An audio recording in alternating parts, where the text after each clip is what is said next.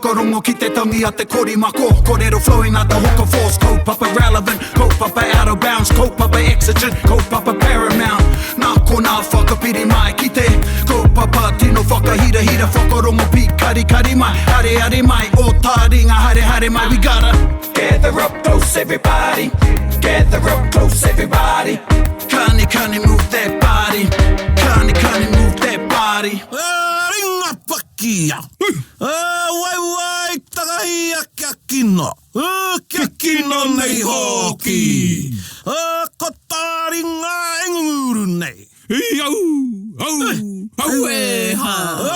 Ko taiwi Māori enguru nei. Au e ha. Ko tawananga Aotearoa enguru nei. Au e ha. Oh, I'll let you fellas into my group. Tēnā koutou e te iwi nau mai hoki mai. It's a bit of a random one there, mama. Anei ki te punua pāho o Taringa e whakapāho atu nei. And I can say hand on heart, I te pokapū o Taringa ko hoki mai mātou toko toru kōku hoa nei. Anei ki te tāwharau o te kaupapa. Anei, ki te wānanga o te roa, coming at you from the bustling metropolis of Taumutu. Kia ora e hoa mā, tēnā koutou e te iwi. E pewhi anō tātou piro piro. Tēnā pai oku piro piro. Yeah. Pai mo te ngā. Pai ana. He aha e pai nei o piro piro?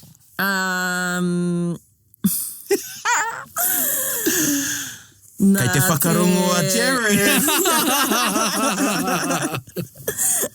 Nā te reka o tō tātou kaupapa. Tino pai. Wait, I feel like I need to put an I in there somewhere. Yeah, and you need to change your tō tā. Nā, ka pai te me. And no. Yeah. Nā e tika tāu, nā te reka o tā tātou. Noho me tā tātou kaupapa. It's nice to be back in studio. Ai. Tino pai rawa atu. And e te iwi, had a bit of a, well, it's a haka starter there. He tīwhiri tērā ki te kaupapa e haere ake nei. Kia mahara mai koutou ko te taurima, te kau ahakoa, kāre te matatini e tū tēnei tau. Ka whakanuitia tonutia, te rima te kau o ngā tau e tū nei te kaupapa o te matatini, formerly the Polynesian Festival. Whetiwara Porinihia. Ai. Yeah, I like that word, whetiwara. Whetiwara, yeah. Yeah. So, anei tātou ko hoki mai. Engari taihoa ka whakarongo tātou ki e tehi o ngā mahi haka no te tau taimano iwaru te kauma tahi. Ko whānau mai au i te rāwa. Engari anō koe nira. Nā. Oh, good. I was 1. Oh, nice. I would have been 1. Yep, 1981. Ah, yep. Yeah. Ko tahi tautaku tuahine. I was not a thought at the time. Ahoi anō, taihua tērā kia huri tātou ki tā tātou kiwaha. Kai a koe te puahiri. Tā tātou kiwaha i tēnei wiki, ko te nui atu. Ko te whai ana i te pōhi a tātere. Nui atu. Nui atu, mo tana kōrero mo te nui atu. He kiwaha tēnei no wa korangona whānuitia i tōna rohe o Ngāti Kahungunu. Yeah, so hei tāpiri atu ki tānei ki atu i runga i tana pukamata whārangi pukamata, nui atu. Nui atu,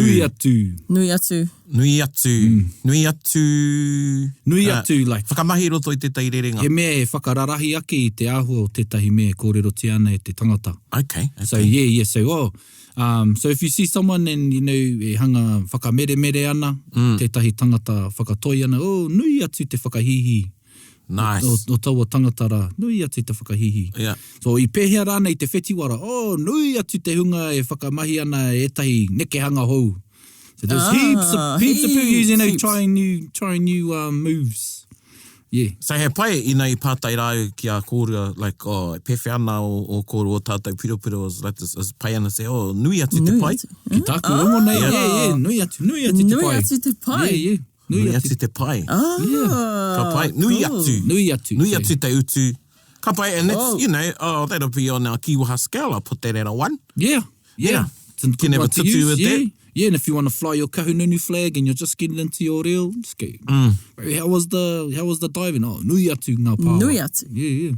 Koina, So not like, in that case, Because I could be confused for that as meaning they were big. That's a good point. That's a good point, yeah. Yeah, but you would probably go, nui atu te rahi. Right. I don't know, just to make it more... If you're being more specific. Yeah, if you want to be more definitive. But, yeah. so in o that ko case, ngā rahi, ko te rahi o ngā pāua, I taua wāhira, nui atu. Nui atu. Yeah. Nui is an interesting word ki roto I te reo, because, you know, he nui nā horopaki, karangona te nui e whakamahi ana e hara I te mea mo te nui rahi nei, engari ko te tatauranga o ngā mea. Ai, yeah. Hey, you know, it's quite common to say, oh, nui te hunga I tai atu. You're not actually saying the people that went were real big. Yeah, we're big. Hey, nui ngā tāngata I rei. Oh, the fellas there are big. Yeah. But it all comes down ki tā tate, te kupu e homa, horopaki. Horopaki, Horopaki, nui atu. Yeah, and if you're like me, I'm always saying to my kids when they're pouring the milk or the water, ka nui tēnā.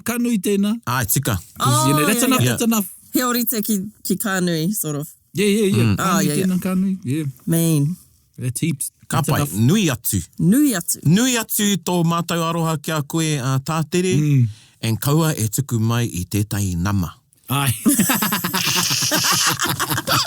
Me koe whakarunga, tēnā koe, ai kia ora. You know, just me whakaro koe tātere, me kore ake mātou e ora nei te reo o Kahungunu. But just while we're on that, you know, I think this is one of those phrases that, you know, tātere, I'm not sure, did he hear this or did he see it written somewhere? We heard one of his kaumātua. You heard one of his kaumātua. I have seen this video. Yeah. And there's many... There's so many, you know, we've had this discussion before, is, you know, ka kaipunutia tētai kōrero, ka pēnei rānei awo, nā mea te rā kōrero. Yeah. E hara I tētai atu iwi. And then you hear it somewhere else, and it's like, oh, wow. So, yes, I do believe that there were some kianga, kiwaha, aha ke raini, I roto I tō tātou reo, that were definitely nā te rā iwi, engari ara anō etahi, nā tātou katoa. And something, and I would hazard a guess that this would be one of them. Yeah. Just one of those interesting... Probably from a native landscape, you know, landscape of language where they weren't really posted or gated in terms of language, where you pass a boundary, then your language is to change or the language to change. And, you know, e te iwi, you know, just because e tahi o a māua kōrero ko tātere, we like to talk about the Māori newspapers. The real dreams. I'm sure ka pēra hoki koe I get real crazy on a Saturday. I might have another marshmallow to my malo, and I've got split screens of pipi whārau. You guys have to get in there. I mean, the resources out there, digital new paper Māori. So, you know, be proud to be a real dweeb. Bro, be a dweeb. Yeah. I mai, ka pata tai tōna tai kia matai kia mahia mai e tahi tīha te reo dweeb or something like that, or reo nerd. Shout outs to cool, Indigenous Armour, shout outs to Indigenous Armour, but there's lots of great stuff in these new paper Māori. You can read it all online. Man, I did not know that. Cool. Well, if you did not know that, that means that one of our listeners, Ngai Taringa out there, did not know that either. So look it up. So what do I look up? Just New Pepper Māori? Yeah, put in New Pepper Māori. It's Digitech, I think, Victoria. Is it Victoria? Papers passed. I could be wrong. Oh, I've got it in my bookmark. Sorry, guys. Yeah, it's me in my too. Media But bookmark. New Pepper Māori, surely something. And you've got regional papers. Yeah. You've got letter ki ngā etita. Etita. Yeah. Ah, cool. Yeah.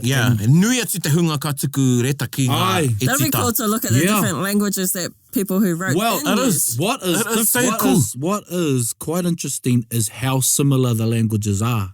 Ana. Yeah. So there's not really, you wouldn't know unless someone was really deliberate in how they wrote, but they weren't. Like, especially I read a lot of northern stuff and it's very, not as heavy as you'd like to think it would be. Yeah.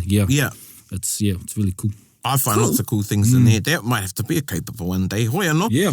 Koe rā tātai kiwaha e te iwi nui atu. Nui atu. Hoi anō kia huri ki tā tātai kaupapa matua, ara ko te whakarongo ki etahi o ngā mahi I putai I te whakataitai a motu o te matatu o Porinihia. I tūai I... kore ware te ingoa Māori o te whenuara. It was at Avondale Racecourse, 1981. Yeah. And hei tīmata ngāke. Te he mai I te waitākere. Ai. Ka whakarongo tātou ki tēnei kākāwaha nui kia Irirangi Tiakiawa. Whakarongo mai. Ka mutu ana taku kore paki mai. I te wā tātou tūpuna, kārera wai paki. Heke i huki a tātou, pēr huri te tai.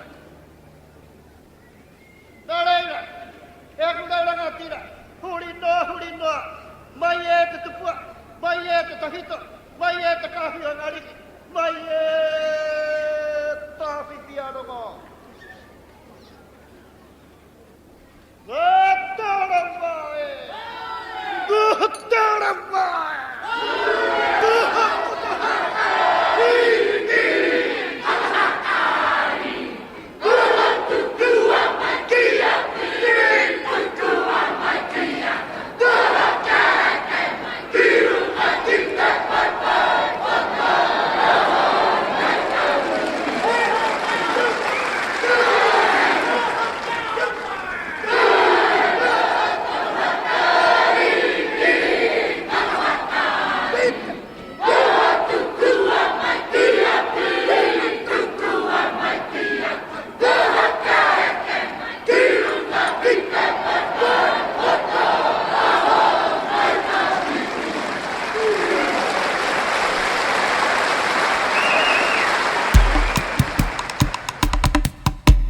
And what do they do? They clap. What do? They clap. Ka paki. Yeah. Me pewhi e kore ai. Aye. So this is at the beginning and the pōhiri. Ana. This is the welcoming ceremony where all the formalities are happening. This is the great Irirangi Tiakiawa. And why are they clapping? Why wouldn't you? Yeah. So we I might love have to... how you said that. Why? Like he's sometimes I say me pewhi e kore. Yeah. Aye. Yeah. Yeah. So nui atu te hunga I paki atu ingari. Aye. Yeah. When you put on a show like that, how could you not? Ko kako pekewero. Ko kako pekewero. Ai, ki tētahi kupu a kōrero a Ngāti piki au. And it's like he's dancing, eh? Yeah, like that footwork. Yeah. Oh, just nimble. Have you ever seen anything like that? No, I was just thinking, you don't really see that these days in pōhiri where that stuff organically happens. Yeah. Well, I've seen young people do things like that, but not quite like that. No. He's holding a tefa, by the way, Tiwi. And the way he wields it, and it's in the small motions that you know this is a learned man of the arts. Like, even how he finishes with it, it's just like, Even what he's wearing. Ana. Yeah, I couldn't see my knees move like that and jeans like those. Yeah. They look like flares even. Yeah, and I think they flare like corduroy flares. Yeah. Corduroys were in there. And he's barefooted, and that ground is not good for your feet. But Yeah. If you watch the whole thing, like, because all of the ka tōpū mai ngā kapahaka o tāmaki, me taku whakapai me te haukainga ki te pōwhiri ngā iwi, and they do quite an elaborate pōwhiri. Me harite me elaborate, engari nui ngā haka me rā me. Yeah. This is te Matatini. Yeah. Nui atu ngā haka. Nui atu Nui ngā haka. atu, Nui aye. atu ngā haka. And the whai kōrero that he delivers before this is also, on tētahi taumata. Aye. Engari koia tērā. Yeah. We've featured Irirangi on maybe one or two of our episodes. Yep. On our... te whai kōrero, I think. Whai kōrero, our kākā tarahai. But me kore ake tēnei atata e kite ai te ahua o Irirangi. E rongo nui tonu nei.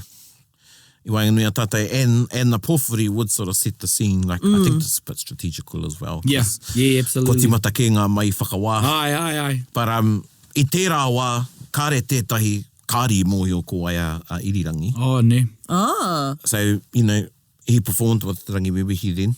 His former team was Ohau. And Ngāti Hinekura, I think, and he had another group in the first Matatini. I think he was taking two groups, but he performed in one of them. Oh, wow. Yeah, and he was the first koea te tuatahi ki te wini. Aye. I te male lead, eh? Aye. I think that was on one of our... Really? Yeah, we mentioned Not it in surprised. about two Ngā Taonga eps ago, yeah. But what's interesting for us to have a wānanga about, and I've had this little wānanga with Uncle Tom Roa, did Māori paki? Aye. How did we express ourselves in a group like that, eh? Yeah, because... ai ki etahi o ngā rangahau I ahu mai ngā rōmana, I ngā wāmua, but So Irirangi, koutou kāre e mārama ki tāna I ki ai, he says, when my whai kōrero and my at the completion of my whai kōrero and support item, do not clap. But everybody's sitting up in the grandstand and they just roar and they clap. Yeah. I mean, what do you do after, you know, wouldn't that be, I don't know. Ai. I aha te Māori I ngā wā mua. Yeah. Yeah. Ka you parare, express that? Ka haparangi rāne. There you go. Koe tai whakarongona, somebody do, you know, master's thesis on it or something. On clapping. Myra, if you're listening to this, Dr. Rangiwewehi. Yeah, Dr. Rangiwewehi. Doctor! You could find that there might be a theological practice. Konei pia. Yeah. Well, no reira, tērā. Yeah. We thought that's a bit different. We've started from the pōwhiri instead of launching straight into a kapa. But I just wanted to ask, you mentioned so he was a part of quite a few different rōpū. Are you allowed to do that? Like, well, then you did. Then you could. There wasn't any rules back then for that. Yeah. Well, this year he performed with Rangiwewehi. So he was the male leader for some time when he was with Rangiwewehi. Yes, so that koina tāna kapa I tērā wā. But you know, he's been involved with many kapa. Many kapa, even like the likes of Te Rautahi comes to mind. Yeah, Te Rautahi was one of the founding tutor or koea pe te purutanga Māori o tērā kapa. Koea te pakeke, he was involved with Whakawatea. Yeah. Mostly all the Te Arawa teams he had something to do with. Yeah, no reira, kuia tērā. He was a master of whai kōrero mō tētea whakapapa me ngā rākau atu matauenga. Aye. Yeah, all of them. Tewa taiaha, toki, patu. There wasn't anything that he couldn't wield. Yeah, absolutely. E koia tērā, ana hei tīmata ngāke. What did you think? What did you think when you saw that fancy footwork, Erika? oh man, just like, he looks so young. Yeah. Well, the movements look so young. And yeah, I was just like, how is he doing that in that outfit? Because these days, when you see something like that, they've pre-planned it, they've gone and got all dressed up in all these traditional gears, you know, and you just don't see things organically happening like that to that level. E tika tērā, and just because this is the pōwhiri for Matatini, this was Irirangi all the time. Yeah. So it's not just because this is Matatini that he's doing that. That was just naturally him. Okay, Yeah, so it's a good representation of how he delivered his whai kōrero and mō tēte, if you got to see him. You know, koe nā tātou e mahi nei, ko te whakaora I e rātu āhuatanga I runga I te marae, kia kaue waiho ki te kapa haka noiho. Ai. You know, koe kia nā pota taku mero. Māori atu ngā tau āhua o te tangata. Ana, Māori. me Māori tātou I ngā wākatoa. Yeah. Koe no, kia huri tātou ki te mea tuarua.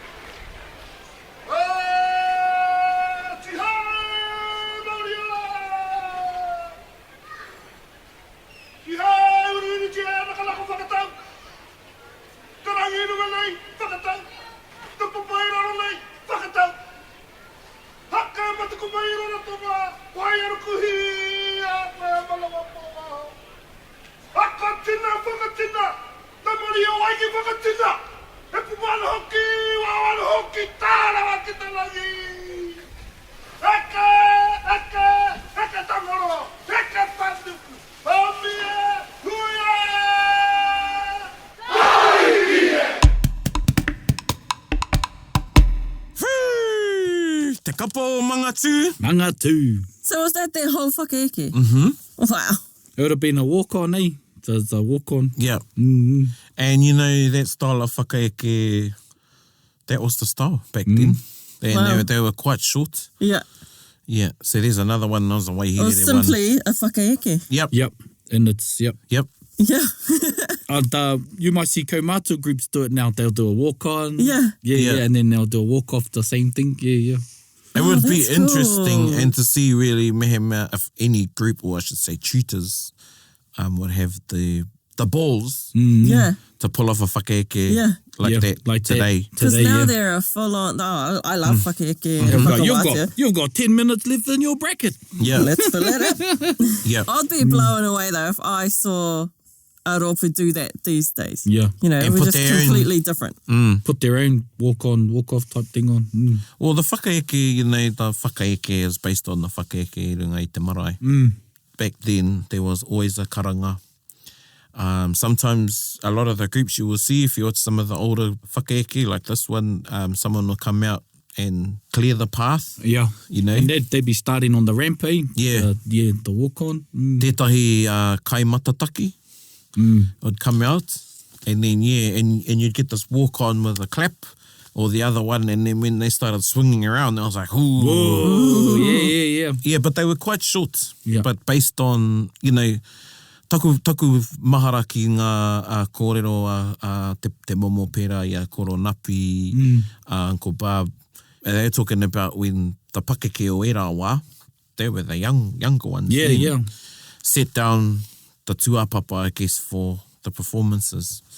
And what, you know, everything was meant to be representative of. And even the mō tete and wai Taringa. I remember our Timoti actually sharing with me that there was a big discussion about whether mō tete should be included, particularly from some of the older toiens o te rāwa. I nā hoki ka whakawāngia ngā mahi a ngā tūpuna. Ai. And ko etahi kapa kei te oetahi o tēnei wātonu kei te u ki tērā whakaro. They'd rather do a composition from today because they don't want their compositions of their tupuna being judged. Yeah. Where really it's the delivery of the Yeah, composition. Yeah. It's not the Not composition. the actual composition. It's Yeah, because you couldn't, like, how, like, the reo's a big part of markers now. It's like you couldn't question that. Ana. Yeah. It'd be just the delivery Yeah. and the whakahua and all that stuff. Yeah. Oh, that would be tricky to mark. Yeah. And wai a Taringa, kāri whakaitia te waiata tangi. Tangi, yeah. Yeah. I roto I te waiata aringa. I roto i ngā mahi, Oh, But yeah. nowadays, it's done a lot. Yeah. Yeah. Kua huri. Kua huri. no atu. Yeah. Kua huri no atu. But yeah, Mo te painga, mo te aha rānei, ki o whakaro. Well, kāre he, ko te kapahaka he kauaka e putai ngā whakaro, ngā kare aroto te iwi. Nō reira, tētaia ki au kare aroto me ngā whakaro te Rina. Ai. You know, if you look at tikanga, and koene tētahi o ngā āhuatanga e wānanga nei e o tira heri te tonu taku whakatakoto ki etahi whakaro tia ata te tikanga. Ai. You know, pare kawakawa on stage. Now, I've posed a challenge, I guess, to two groups. I said, why do you, so are you going to revive that in your iwi? Because currently we Right. we have Don't pare do that. kawakawa at tangihanga. Yeah. So, you know, there's been a revival of tā moko. You know, if you look at some of the kiri tuhi from a pene henu, Ai. you know, you had these big circles, Yeah. and even they got a bit more elaborate. So anyway, we've revived certain things in kapahaka and also revived them in iwi, but then you've got things like pare kawaka. I was seeing groups come off. You know, whakatupungi au me ngā tikanga e pāna ki te, we called them taua. Taua. Yeah. You know, that there was a way to Discard them. or they're either going to lie with the tūpāpaku, Yeah. and that's it. But, you know, there were some things like sometimes after we'd taken the tūpāpaku, my auntie or nannies would find, you know, someone may have left the taua somewhere. Yeah. And then we had to take it apart. So take it apart. Take the wreath out. Yeah. Yeah. And then go put it in the tree somewhere. Yeah. You know, Yeah. kei wehi tētahi. If Aye. they see it, I know that some groups have come off and taken their pare kawakawa and just flung it off. Yeah. Off, yeah. And You know? even to Ngā Taonga, i runga I te papatū waiwai, you know, because you'll finish your performance, does that no longer remain? Yeah. You know, the essence of that, or the tikanga te mauri rānei, yeah. koenei etahi o nā mei roto i te kapa haka. And I know, kare i te whakaiti ngā kapa. And as I said, ko te kapa haka, tētai huarahi ki etahi, hei whakaora i nei tū āhuatanga in terms of learning about them and that. Engari, me kaha ngā kapa ki te wānanga i ngā tikanga e pāna ki aua mea rā.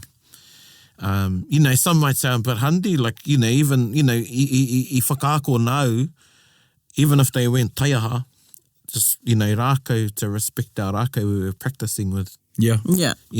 And not to step over them, and, nei haere ki e tai kapaka ki te, kari, te manakitia Ngā Taonga. Yeah. Poi were the same. Yeah. So to treat your poi with respect. Don't just fling them off, and, that's why we were taught, pick the woman's poi up if she's not able to pick the poi up. Even that. Yeah. So even that has evolved. So if you watch 80s, 90s, a poi drop was a poi that would stay a lot of the time. Oh. Now you'll find it's the recovery. It's the recovery, the thing, yeah. Yeah, and judges have, kawa ko te admit, but, korongo e te kai whakawā that have said, if they recover the poi in a, in a seamless fashion. Seamless fashion. Pai te rārerenga, seamless fashion, then they won't deduct points. Yeah. And you'll get some judges that will contradict that and say, no, if you drop a poi, that's a point off. And then getting back to the whakaeke, because that's where we started. Kei te maharau tētahi matatini I tohe ngā kai whakawā o te poi, he hae poi nei etahi kapa I roto I te whakaeke. So everything goes on in a whakaeke. It's a stage production. Aye. It's its own... It's cats. Yeah. And again, karau I te whakaiti, because we all love whakaeke. Yeah. But one of the judges, actually, she wasn't a poi judge, she was a whakaeke judge, and she said to the group, she said, a poi is made to beat. Ne?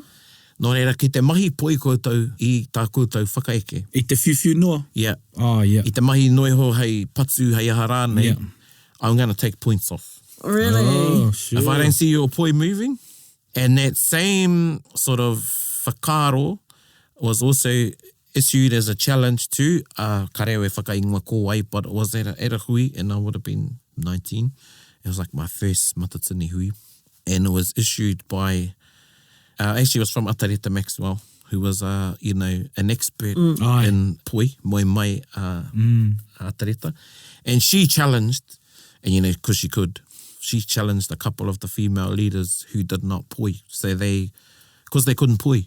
And they would hold the poi in the poi. Yeah. And I was like, I thought it was going to turn into a bit of a cat fight. Like, and there was a bit of a, it was a great debate though. Yeah. And I'm grateful that I was there to witness that. But again, koe rā no te wairua o tāna kōrero e pāna ki te poi. I hangaia te poi kia taupatu hia te poi.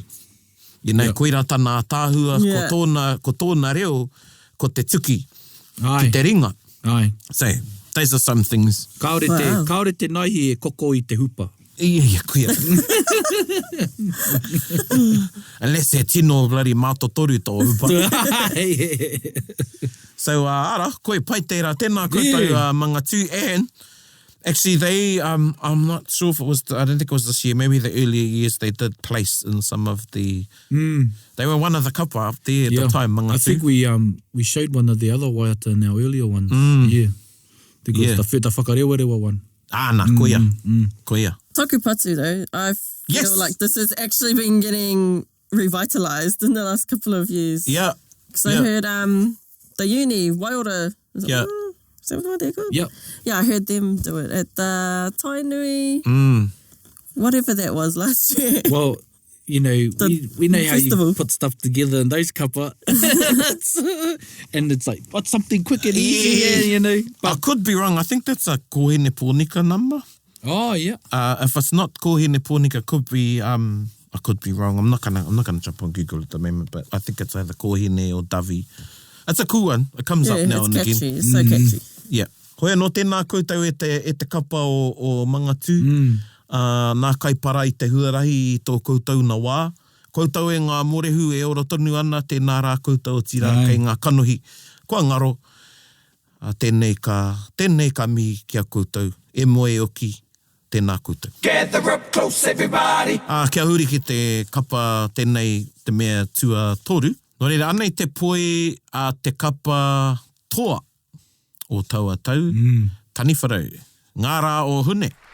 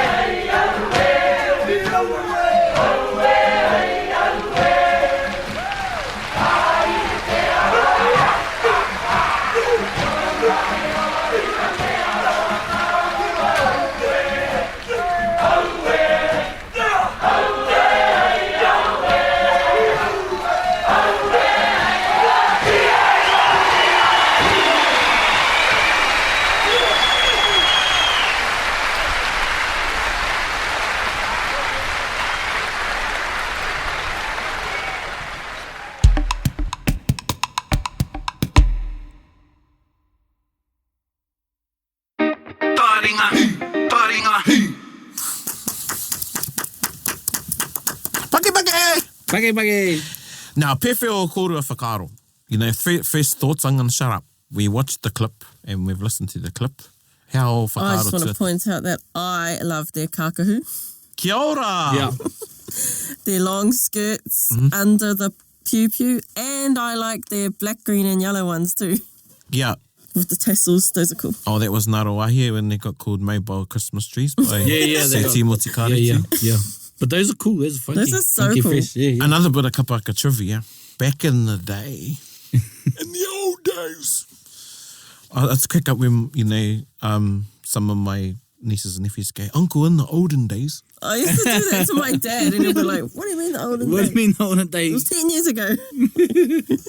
But anyway, i ngā wā mua, when they used to judge the uniform, the judges used to actually come out back and check the They used uniforms. to go up Oh, back. really? I remember that. Yeah, check the uniforms. What were they checking for? They do that. See what they're made out of? Oh, yeah. Because some rōpū Iawawa or I know Waiaweka had traditional pari. So all of their pari were he mea raranga. Wow. Yeah, wow. Some had tāniko. Wow. Yeah. So they were a bit more sort of contemporary, traditional. Roa tāhuna kākahu moku. They do the moku sometimes. Yep. Yep. Yeah. Yep. So most of that's the good time. you picked up on the uniforms. And pehea koe e hei. Wā, e he anau ki te mōhio ki te hitori o te waiata. Arawa o Hune. Nā te puia rānei tēnei waiata? Yes, nā te Puea tēnei waiata. E pāna ki te wā o te ture māpere. So we've talked about te ture māpere, so this is the time of conscription. Oh, yeah. And it was known as te ture māpere. Oh, kia ora. The number came out of the thing corresponding to your name. So on Like a a board, badance. a little board. Yeah. So I kia e, well, This reminds me of Hunger Games. I kia e tainui anyway, true. ko te ture māpere. Ai. Yeah. So it came out around that time. And that first verse is Ngā rā o hune kā ara te pakanga ki roto Waikato kā riro ko te rau. Te rau is te rawanganga. So te rawanganga, along with others, they were imprisoned. And this is Te Rauanganga the second day. Yeah, ko te rawanganga tēnei te teina o King Te Rata. Te Rata. Ah. Yeah, Oh, yeah. yeah. Ko te wātera o Te Rata. Yeah, I might have to check that up. Rahui, if you're listening, please whakatika Yeah, mai. I knew this was the younger sibling of one of the kings. Yeah. And koia tētahi mauheretia ki Mautini. So they got taken away to Mount Eden because, you know, when you think about it, World War I, it was only 50 years after the confiscation The in confiscation, Waikato. yeah. So a lot of our old people were still alive. Yeah. Yeah. From Well, as they say, the blood hadn't dried yet. Ana. You know, it was, yeah. And, you know, the Pākehā of the time tried to put a spin on it because, you know, whakapapa, tiamani, you know, there's the Sarank whakapapa, which is German and blah, blah, blah. Engari kao, it was because of what Tāwhiao had said. He said, you know, ki konei ki whati hoi. Ko te tangata whakaarake i te riri muri au he rete ki te kōka harakeke. You know, ko ia tonu te utu. So you will pay the price if you Take up arms after take up me. arms. Yeah, so koira te take kāre rātau I whawhai. Yeah. Waikato nei. Ana. Fair enough. Yeah. Ana. Yeah. It caused a bit of a rift with Te Puea and Maui Pōmare. Ai. So Te Puea had campaigned for Maui to get the Western seat at the time. And then, you know, this happened. And him along with Apira Ngāta and others, Tāturi Carol, were big on conscripting. Conscripting you, encouraging to be part of British But the subjects bigger and, picture was, so we would be equal. Yeah. Yeah. Engari te mutungi o I haere o tātou No, tūpuna ki definitely tā weren't wāhi equal. ki te whawhai. Yeah. Nā, hoki rawa mai, kāre You aha. okay, ware mai? Yeah. Yeah. Yeah. So koera te tikanga o te waiata. And Rahui and I have had a wānanga with some of it because there's a lot of illusion in there. Yeah. That's, there's some, Some things, we've had a wānanga with and done our best to try and translate some of those verses. But again, you can try as you may to get into the head of the composer. You don't really know unless they tell you what it means. You know, you're ahako hea te waiata, whether it's in English or Māori or whatever other language. Yeah, because there's something, you know, there's a verse in there about kamu and other things. There's nice use of kiwaha, me kore te rāhui, and others. So koera te takinga mai o te waiata. So he no mua no ati tēnei waiata. And originally performed by Te Puea Ngā Taonga, which was the couple of Te Puea set up to fundraise for Tūrangawaewae. Pai. Yeah. I mean, and it makes me think how it was received in those times, like in the 80s, you know. I'm thinking back when Irirangi, you know, urged the crowd not to applaud. You know, for that part, was there a lack of understanding of te reo at the time? Yes. Do you reckon it was a mess and they didn't know what he was saying? Well, if you watch the prize giving... Who watched the prize giving from 1981? I did. And Te Rangihau is the speaker for the judges. Right. And even the MCs, everything is in English. Yeah. Except for Te Rangihau. You know, there's been a big shift. Even if you go back even into the 90s, predominantly ko te reo Pākehā, te reo kawe. Yeah. And there was a big shift in the 2000s. Yeah, absolutely. You know, so te nui ngā, you know, kona MC kei te reo on TV kei te reo. Yep. But I tērā wā kare anō I pērā. Even though he nui tonu o kona kaumātua e mohi ana ki te koro I te reo. So yeah, there's lots of changes. There's lots of changes, yeah.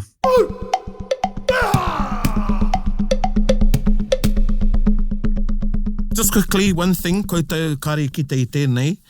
You heard there was some rousing applause in there, times of applause in there, on some of the moves. So there was a few nifty poi swaps and formations and things. And but some heel kicks of the heel kicks. Because it's a long poi. And they went straight into the Whakawatea. Yes. So they did the poi after the haka. So you don't see that. Quickly about that, some people decide that middle order, Is there, you know, is it frowned upon? Is it judged differently? Good question. He pai tēnā pātai, because as of late, one kapa tried it out and I think they done the poi straight after the motetea. Oh, yeah. Yeah, you know, because, mohi o tāua, ka tai ana ki te poi, tamakua pau haere nā hau, kua pau kē rānei nā hau. Aye. No, there isn't a set rule, and if it's frowned upon, but I think it's just we're stuck in this thing that as long as the whakaeke is at the beginning. Yeah. And, right. And because I only see the motete or the waiata tawhito positioned in such because it's after the whakaeke. That's like right. It's only, you know, you can only solidify apart from the eke and the wātea. Yeah. The whakaeke and the whakawatea, that the others are movable. Yeah. Well, now there's a rule that the tira, the choral, must be performed before the whakaeke. Oh, kia ora. You know, and te mātarai, they tested that, but they actually, it was because of te mātarai o rehu that rule was brought in. Well, not because of them, they started and everyone followed suit. Yeah. Oh, what happened? They did the river queen on the river. Yeah, so they and now there's a rule that your choral must be this long. Okay. You know? Is that right? Yeah, take up this amount of time. Yeah. Because there wasn't a set time. I thought it was like a non-aggregate or not judged. It is, but how the old rules, I don't know if you're listening and thinking, how does Praone even know these things? Because you got to know. Yeah. I ngā wā mua, say it was 25 minutes, right? Yeah. If you had no choral. Yeah. If we had a choral, you get 30 minutes. Okay. Yeah. But there was nothing in there that stipulated how long your choral had to be. So you could do like a 1 minute choral and get then those end other up 4 with minutes. 29 minutes for the rest of your... Yeah, so te mātarai banked on that. Right. Yeah, and other kapa haka we're going to follow.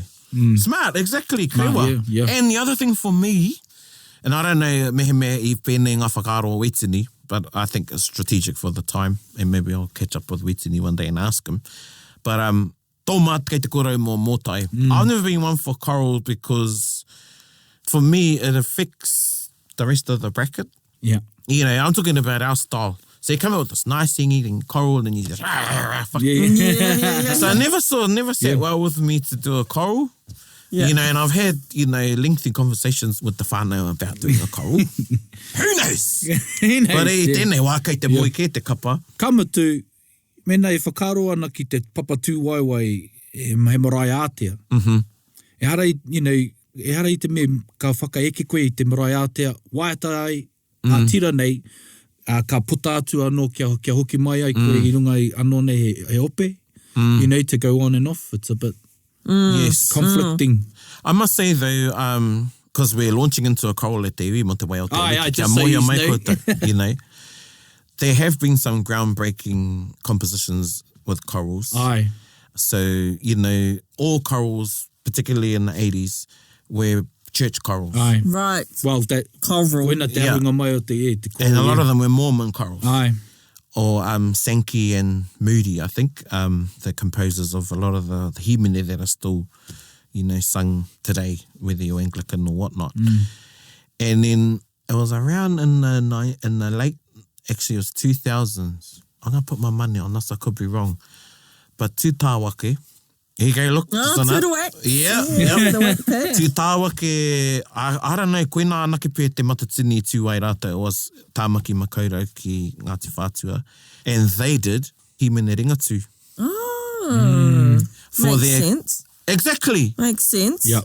Now, I think, I could be wrong, but I think that influenced the chorals of Te Whānau Apanui. Ah, yeah. Yeah, I could be wrong, and other groups, because they sort of broke the scene. And tēnā koutou Tū Tāwake, you are not forgotten. I was sitting in the crowd. I didn't perform that year.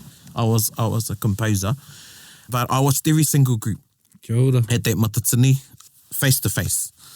So māua ko taku tuahine, we made this thing that we're going to watch every single group, the big teams and all the other teams. And e hara te rai te whakaiti. You know what I mean? Yeah. Because a lot of people come, you know, they'll watch Wairere, they'll watch They'll watch their favourites and their whanaunga. And then, yeah, favourites and whanunga. And then they're out. Then they're out. After Yeah. the kai stores. Yep. You know, I don't want to say hot dog. Yeah. Let's get hot dog. Engari, we watched every single group. And I tell you, koutou te hunga e mātakitaki ana i ngā mahi kapaka i ara. Every single group has something. Yep. Yeah. And that was when I learnt that. Yep. Nā, You know, tika as tau. a 21-year-old. I know I was 22. I learnt at that Matatini, every single group has something, you know, regardless of where they are, you know, and where they come. And it's true. And sitting as a judge, the couple times that I have judged, he tika tērā kōrero. Every single group brings something, you know, and there's something in there. And I think Tū Tāwake were groundbreaking. Che. Because a lot of chorals these days, they're not Christian. Aye. A lot of them are waiata-tangi. Yeah. Sometimes groups use them as a means to... Wait out. Extend. Yeah, got waire, got karaki, got all sorts Karaki, going yeah. on. Now it's the same thing. Yeah. And that koina te mahi a te Māori. Aye. He kaha tātou ki te tiki i tētahi mea me te, this is what we're going to do with it. Yeah. You know, me te whakamāori, kia hangai ki a tātou, me a tātou whakahaere, me a tātou tikanga, me o tātou whakaaro Māori. Nui atu te pērā. Nui atu te pērā. Yeah, so tēnā koutou Tū Tāwake, and I remember ko te kaitātaki tānei tērā tau, ko koe Dr. Hāturini, namanakitanga kia koe, e hoa, ko te timanako ko piki te ora kia koe.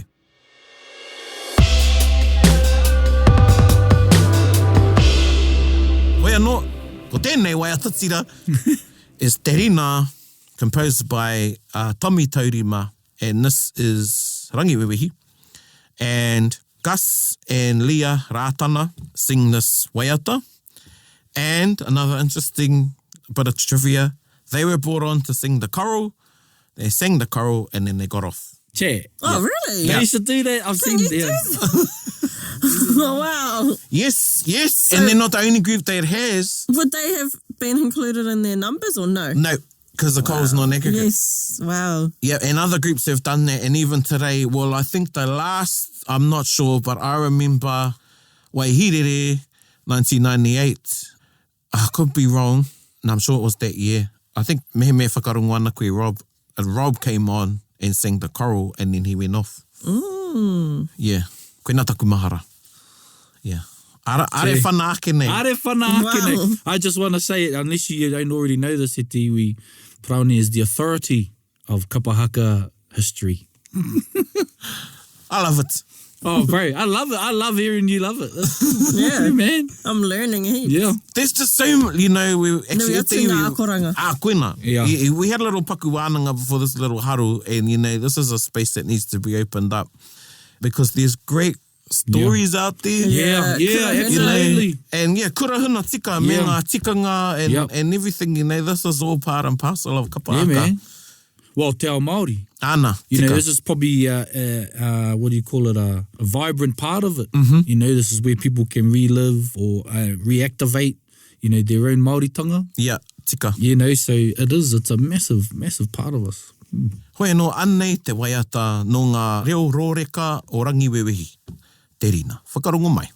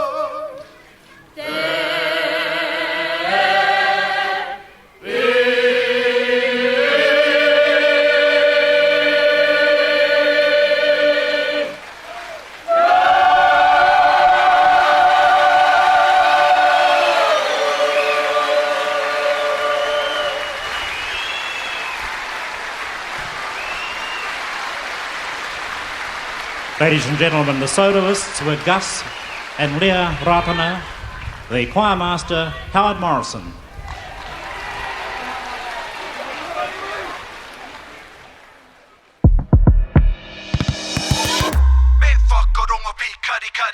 And that was the voice of Henare Te Ua. He was the consummate MC for Te Matatini for a time. Well, I wouldn't say consummate, but I guess he was the known voice, I think, for a few years. But anyway, koera te waiata tira, and that's a husband and wife team. Yep. And Uncle Gus, he was the face of Kapahaka in Rotorua because every billboard, a lot of the billboards in Rotorua was the face of Uncle Gus doing a big whātero and pūkana. True. And again, a bit of trivia for you all. So Tommy Taurima, he ran a concert party at the, I can't remember the old name, but it was the International Hotel. I think that was the old name. It was one of the first hotel concerts in Rotorua. So he was the musical director, tutor, and he brought a lot of the songs to Te Arawa and taught, this group of which Uncle Gus, Auntie Leah were in, Auntie B was in, my good friend that's just passed away recently, his parents and them, and taught them all these songs. And there's a few maybe that are left from those days. And Te Rina was one of those numbers. Yes. Oh, kia ora. So there you go. And, but again, I have to check up on this because I'm not too sure because I haven't seen many things pre-1981. But I would hazard a guess that they introduced Rangiwewehi, the duets and solos. Because they did the same thing again. But they changed the song. They done Pōkare Ana. Yeah, so 1986. That is beautiful. Howard Morrison Jr. and his auntie Akareta. The one thing you hear in there, Wama, is the distinct Rangiwewehi sound of that time, which carried through, which shows the influence that pauako have in a group. Yeah. And, you know, how tāhua te tua Rangiwewehi I tēnei rā, he kapatoa. Aha kua rereke te oro, he rōreka tonu. Ai. And I think Atareta, her soprano voice was part of that unique sound. Oh, absolutely, yeah. Yeah, and then the golden years of Rangiwewehi with Hiwaro, Howie composing a lot of their items, again, had a distinct Rangiwewehi sound. Yeah, I could go on and on. Nui atu ngā kōrero. Nui atu. I know we'll be back with our next installment of Ngā Taonga and some more kapahaka kōrero with you. Ana. Yeah. Hoi no, ko tātou tērā e karema. Ai. We're now kei te whakawatea tātou. And when I've told groups when I judge whakawatea, I like whakawatea, they don't makarona. Yep, don't makarona, they get right off. Yep. Nā runga I tērā e mihi atu ana, kōrero whakamutu ngā kōrua. Nui atu te wānanga. Ai, ka nui te aroho ki a tātou. Kāreo I mōhio, ka pēnei rawa te aua.